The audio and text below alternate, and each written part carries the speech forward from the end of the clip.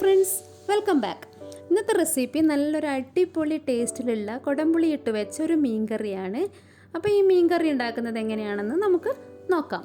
ആദ്യമായിട്ട് നമുക്ക് ഒരു 4 പച്ചമുളക്, അതുപോലെ 5 അല്ലി വെളുത്തുള്ളി, ഒരു കഷ്ണം ഇഞ്ചി, ഒരു ഉള്ളി ഞാൻ ചെറുതായി അരിഞ്ഞു വെച്ചിട്ടുണ്ട്. ഇതെല്ലാം കൂടെ ഒന്ന് നമ്മൾ ചതച്ചെടുത്തിട്ട് മാറ്റി വയ്ക്കാം.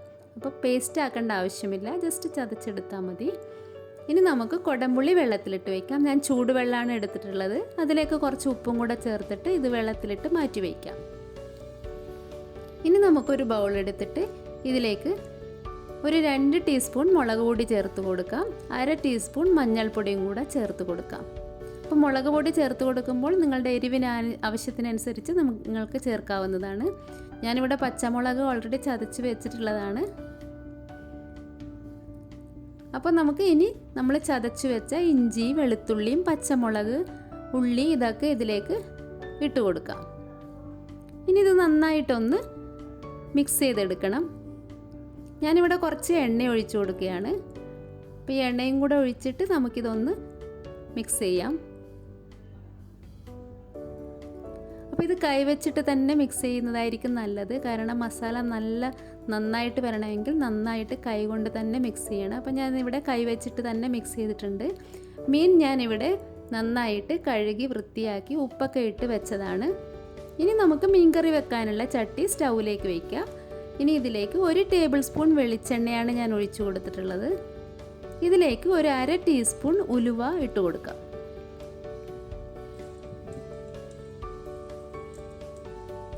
ഇനി നമുക്ക് ഈ ഉലുവ പൊട്ടി തുടങ്ങിയാൽ നമ്മൾ റെഡിയാക്കി വെച്ച നമ്മുടെ മസാല ഇതിലേക്ക് ഇട്ട് കൊടുക്കാം. അപ്പോൾ ഉലുവ പൊട്ടുന്നുണ്ട്. ഇനി നമുക്ക് മസാല, ഇതാണ് നമ്മുടെ ഫിഷ് കറിയുടെ മസാല, നമുക്ക് ഇതിലേക്ക് ഇതിട്ട് കൊടുക്കാം.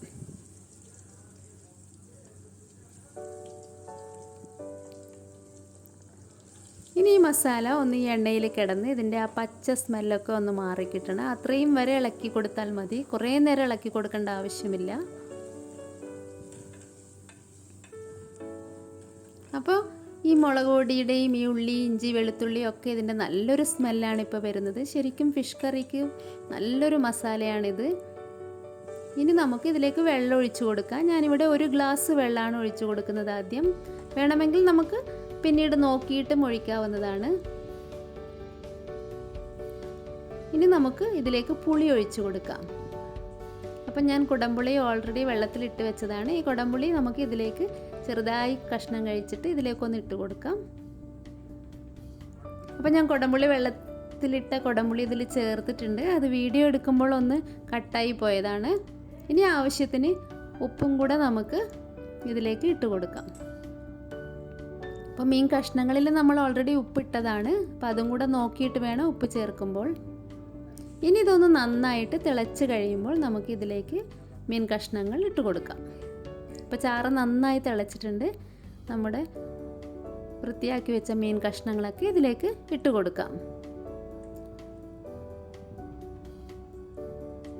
ഇനി നമുക്ക് ലാസ്റ്റ് ഇതിൽ ചേർക്കാനുള്ളത് തേങ്ങാപ്പാലാണ്. അപ്പോൾ അത് ആദ്യം തന്നെ ഞാൻ റെഡിയാക്കി വെച്ചിട്ടുണ്ട്. അപ്പോൾ ഇതൊന്ന് നന്നായിട്ട് തിളയ്ക്കട്ടെ. ഇനി ഇത് നമ്മൾക്ക് അധികം ഇളക്കി കൊടുക്കാൻ പാടില്ല. കഷ്ണങ്ങളൊക്കെ ഈ ചാറിൽ കിടന്നൊന്ന് തിളയ്ക്കണം. മീൻ കഷ്ണങ്ങൾ ഇട്ട് കഴിഞ്ഞാൽ പിന്നെ ഇളക്കി കൊടുത്തു കഴിഞ്ഞാൽ പിന്നെ കഷ്ണങ്ങളൊക്കെ പൊടിഞ്ഞു പോകും. ഇനി നമുക്ക് തേങ്ങാപ്പാൽ ചേർക്കാം ലാസ്റ്റ്.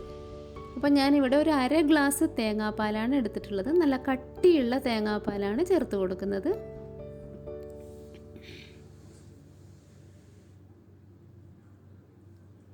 ഇതൊന്ന് ജസ്റ്റ് തിളക്കേ വേണ്ടുള്ളൂ. കുറേ നേരം സ്റ്റൗവിൽ വെക്കേണ്ട ആവശ്യമില്ല. തേങ്ങാപ്പാൽ ചേർത്ത് കഴിഞ്ഞാൽ പെട്ടെന്ന് തന്നെ നമുക്ക് സ്റ്റൗ ഓഫ് ചെയ്യാം. അപ്പം അതിനു മുമ്പായിട്ട് നമുക്ക് ഇതിലേക്ക് കുറച്ച് കറിവേപ്പില ഇട്ട് കൊടുക്കാം.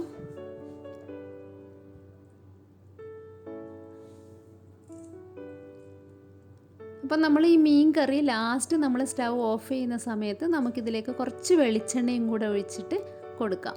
നല്ലൊരു സ്മെല്ലാണ് ഫിഷ് കറിക്ക് വെളിച്ചെണ്ണ ഒഴിച്ച് കൊടുത്താൽ ലാസ്റ്റ്. ഈ മസാലയ്ക്ക് തന്നെ നല്ലൊരു സ്മെല്ലാണ് ഫിഷ് കറിയുടെ. ഇതിന് മുമ്പത്തെ വീഡിയോയിൽ ഞാനൊരു പച്ചമാങ്ങയിട്ട് വെക്കുന്ന ഒരു മീൻ കറി കാണിച്ചിരുന്നു. അപ്പോൾ അതിൻ്റെ ലിങ്ക് വേണമെങ്കിൽ ഞാൻ ഡിസ്ക്രിപ്ഷൻ ബോക്സിൽ കൊടുക്കാവുന്നതാണ്. അപ്പോൾ എല്ലാവരും ഫിഷ് കറി ഒന്ന് ട്രൈ ചെയ്ത് നോക്കുക, ഫീഡ്ബാക്ക് തരണേ. അപ്പോൾ പ്ലീസ് എല്ലാവരും ഒന്ന് ലൈക്ക് ചെയ്യാനും ഷെയർ ചെയ്യാനും സബ്സ്ക്രൈബ് ചെയ്യാനും മറക്കരുത്. Thank you.